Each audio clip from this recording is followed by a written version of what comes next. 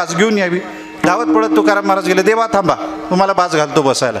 बाजेला हात लावला. ज्या बाजेला हात लावा ती मोडकी.